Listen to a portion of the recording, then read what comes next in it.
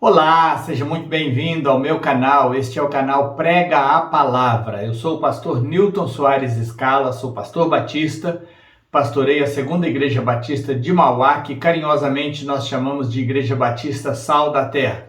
É uma alegria estar aqui e dar continuidade à nossa série Começando uma Nova Vida, e o nosso assunto hoje é hábitos fundamentais da nova vida. E estes hábitos, eu quero abordar aqui 3 hábitos fundamentais. O hábito da oração, o hábito do estudo da palavra e o hábito do autoexame. São assuntos já conhecidos, são para relembrar e reforçar a importância deles. Sobre a oração, a palavra de Deus nos orienta a investir diariamente tempo de qualidade com Deus em oração, porque isso faz toda a diferença na nossa vida. Temos bons exemplos na Bíblia de pessoas que se dedicavam à oração. Jesus dedicava muito tempo à oração. Lendo os evangelhos, você vai encontrar inúmeras expressões assim: Jesus saía para lugares desertos e ali orava. Jesus se retirava e orava. Jesus passou a noite em oração e então de manhã escolheu seus 12 apóstolos. Jesus despediu os discípulos, despediu a multidão, subiu ao monte para orar. Era um hábito frequente de Jesus tirar tempo de qualidade com o Pai Celestial. Ele orava muito, nós temos uma oração dele registrada no capítulo 17 do Evangelho de João, a intimidade com que ele conversa com o Pai ali. Então, se nós quisermos buscar na Bíblia um exemplo de pessoa de oração, olhemos para o Filho de Deus. O Senhor Jesus Cristo era uma pessoa muito dedicada à oração. Os apóstolos de Jesus aprenderam com Jesus também e se tornaram pessoas de muita oração. Logo após a ressurreição de Jesus e sua ascensão ao céu, nós lemos ali no livro de Atos, primeiro capítulo, que os discípulos, os apóstolos, os demais discípulos, a mãe de Jesus e outras irmãs permaneciam juntos, unânimes em oração, até que veio o dia de Pentecostes, quando receberam a plenitude do Espírito Santo ali. Era uma prática constante na igreja do Novo Testamento, na vida dos discípulos de Jesus, dos apóstolos de Jesus, a prática da oração. E Deus nos manda orar muito. Devemos orar sem cessar, devemos orar continuamente. Devemos orar sempre e nunca desanimar. Devemos orar no Espírito em todo o tempo. Orar a respeito de todas as coisas. E eu quero então focar um pouquinho nisso. A Bíblia diz que nós não devemos andar ansiosos por coisa alguma. Antes, aquilo que nos angustia, que nos preocupa, que nos gera ansiedade, deve ser levado a Deus em oração e súplica, com ação de graças. E diz a palavra que quando nós fazemos tal coisa, a paz de Deus, que excede todo o entendimento, vem guardar o nosso coração e a nossa mente em Cristo Jesus. Isso é a promessa da palavra de Deus. O apóstolo Pedro disse: lançando sobre ele toda a vossa ansiedade. Como? Através da oração. E diz: porque ele tem cuidado de vós. A oração é o segredo de uma vida abençoada, bem-sucedida e de muitos milagres. Oração deve fazer parte da nossa vida. No mundo todo, a igreja que mais cresce é a igreja chinesa, apesar da frequente perseguição e das constantes proibições do governo comunista de permitir reuniões do povo, pregação do evangelho. Ainda assim, a igreja chinesa é a igreja que mais cresce no mundo. E eles têm um lema: muita oração, muito poder; pouca oração, pouco poder; nenhuma oração, nenhum poder. Então, a oração é o segredo. Lá no Novo Testamento, a igreja também enfrentou perseguição, dificuldades, oposição dos judeus, mas ela permanecia em constante oração. E Deus fazia milagres, Deus se manifestava e o evangelho avançava, a palavra de Deus se espalhava, a igreja crescia e se fortalecia. A oração é o segredo da igreja prevalecente, da igreja vencedora. Igreja que ora é igreja que avança. Igreja que não ora é igreja que fica estagnada ou até em decréscimo, em queda. Segundo assunto que eu quero abordar aqui é a questão do estudo da palavra de Deus. Eu estou dizendo estudo, mas eu estou aqui incluindo ouvir, ler, estudar, memorizar, meditar e praticar a palavra de Deus. Na verdade, aqui onde eu estou dizendo o estudo da palavra de Deus, entenda, alimentar-se da palavra de Deus, que é o genuíno leite espiritual não falsificado, porque é ele que nos dá o crescimento. Precisamos desta palavra. Voltemos novamente para a Bíblia e olhemos para a vida de Jesus para perceber como ele era conhecedor da palavra.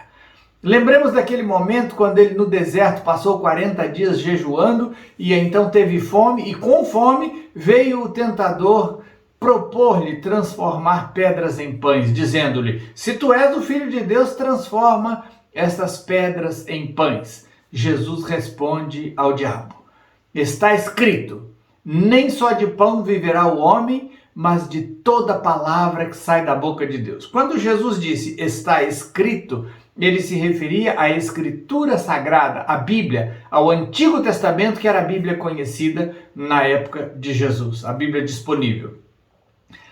E Jesus conhecia essa Bíblia. Então Satanás, percebendo que Jesus queria apoiar suas decisões na Bíblia, tenta distorcer a Bíblia para tentar Jesus, e então lhe diz, leva-o a um lugar muito elevado e fala para ele: pula daqui, porque não vai te acontecer nada, porque está escrito que ele vai dar ordens aos seus anjos a seu respeito e eles te sustentarão nas mãos para que não tropeces em alguma pedra. Satanás citou Bíblia para Jesus. Jesus novamente volta à Bíblia, revelando ali o seu conhecimento da Escritura, dizendo para Satanás: também está escrito, não tentarás o Senhor teu Deus. Jesus conhecia as Escrituras Sagradas e ele baseava sua vida nos ensinos da Escritura Sagrada. Este conhecimento é o que eu estou chamando aqui de estudo da Palavra de Deus. Conhecer para praticar, não conhecer para discutir, para tentar ser melhor do que os outros, mas conhecer para obedecer à vontade do Pai Celestial. Jesus era um bom conhecedor das Escrituras Sagradas.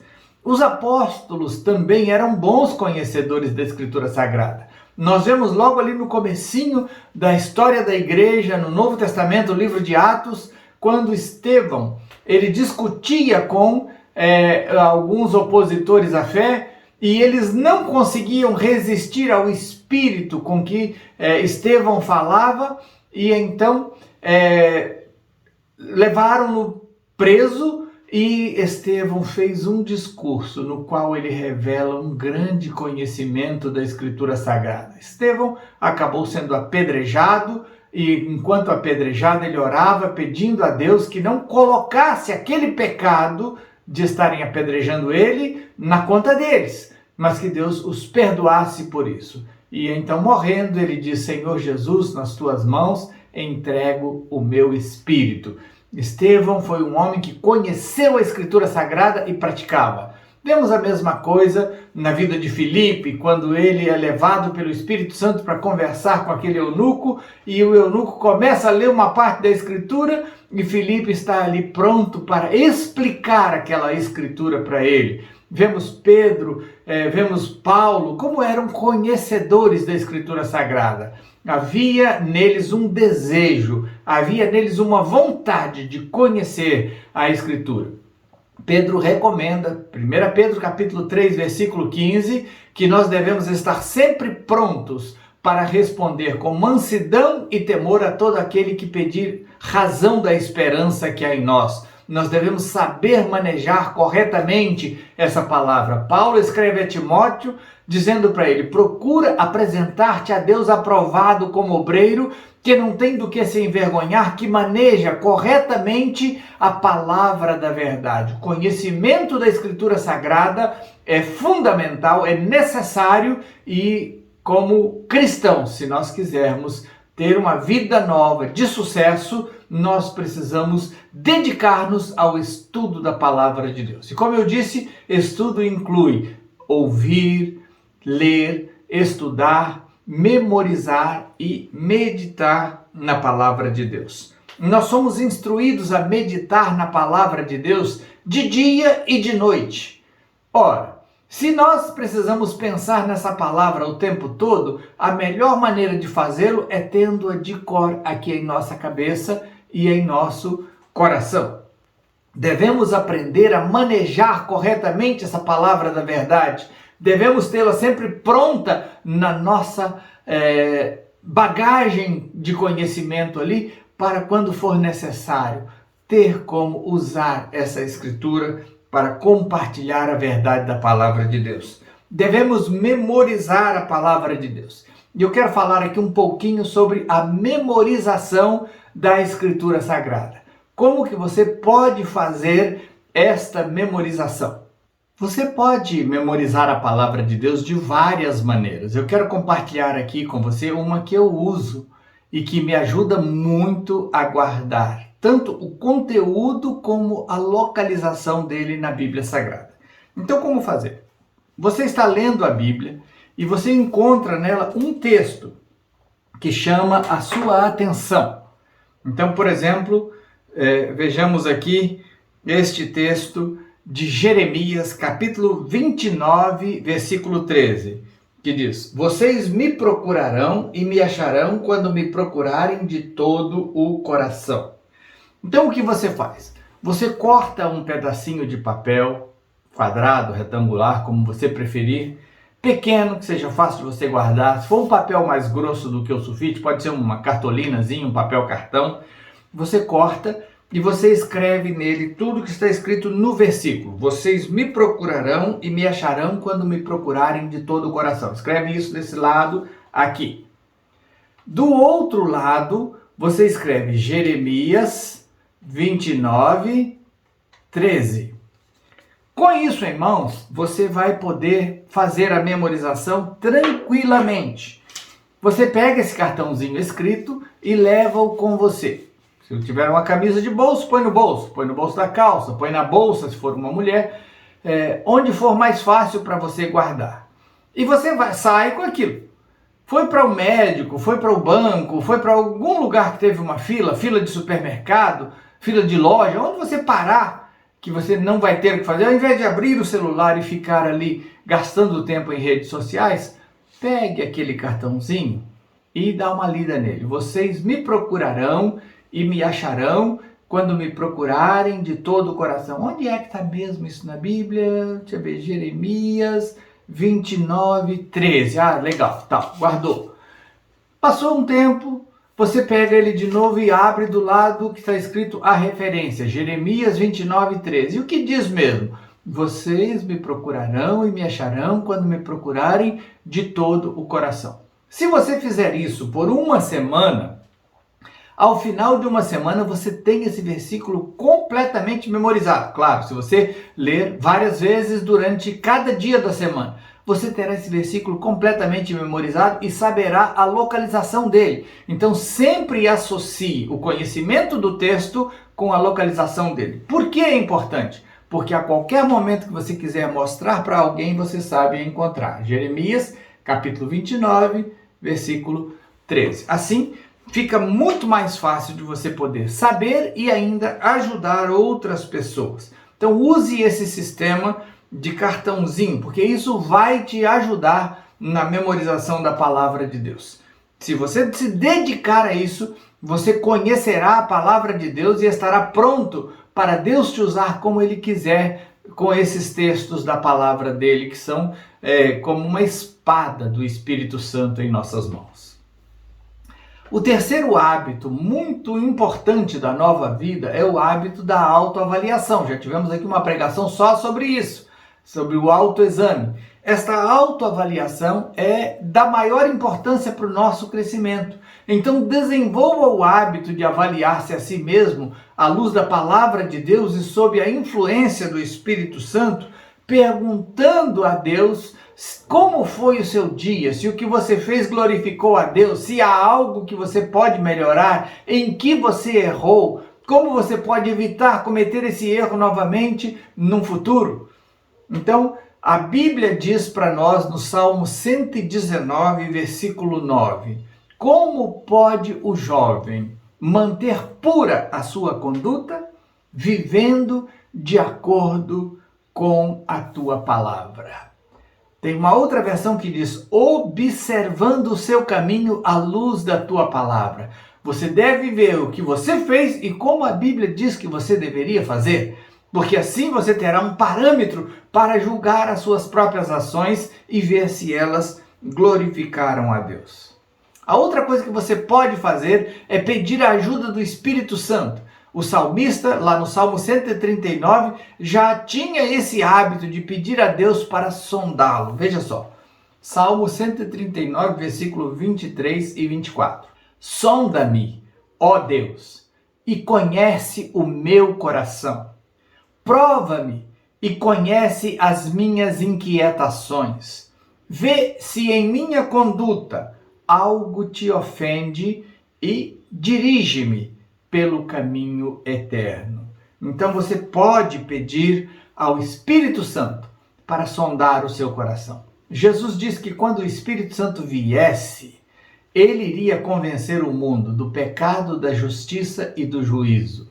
Jesus prometeu aos seus discípulos que o Espírito da verdade, o Espírito Santo, iria nos guiar a toda a verdade, que ele nos faria lembrar os ensinos de Jesus, que ele não nos deixaria só, mas ele seria para nós um conselheiro, um advogado, uma pessoa que estaria nos acompanhando em todo o tempo e nos guiando pelo caminho, fazendo-nos acertar o alvo proposto de Deus para nós. Se você praticar com fidelidade estes 3 hábitos, o da constante oração, o da leitura e meditar na palavra de Deus, e o de examinar-se a si mesmo à luz da palavra e sob a influência do Espírito Santo, se você fizer isso honestamente, seu crescimento espiritual será notável.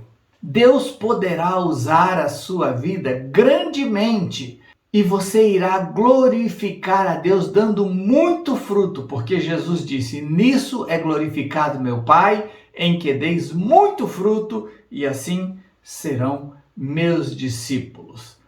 Com a prática desses 3 hábitos, o pecado não terá domínio sobre a sua vida. Até porque você já não é mais escravo do pecado. Você morreu para o pecado. Você nasceu para uma nova vida com Deus. Aquela escravidão, aquela legalidade que o pecado tinha sobre você na sua velha vida, ele não tem mais em sua nova vida em Cristo, porque você é uma nova criatura. As coisas velhas já passaram, eis que tudo se fez novo. Você não está mais debaixo da lei, você está debaixo da graça. Então você pode dizer não à preguiça e dedicar-se à oração. Dizer não à preguiça e dedicar-se ao estudo da palavra de Deus. Dizer não à preguiça e fazer um autoexame da sua vida para ver se está de fato agradando a Deus com as suas ações. Tire tempo com a palavra de Deus. Tire tempo com autoavaliação.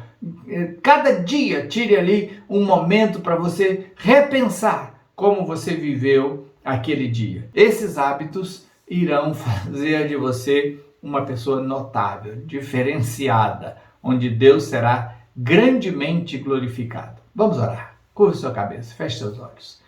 Senhor, em nome de Jesus, quero te agradecer pela tua palavra, por esses hábitos que ela nos ensina a praticar, e nós queremos ser abençoados com tais práticas. Ajuda-nos a adotar esses hábitos em nossas vidas e faz de nós pessoas que o mundo nem é digno de receber, como o Senhor já fez com alguns no passado.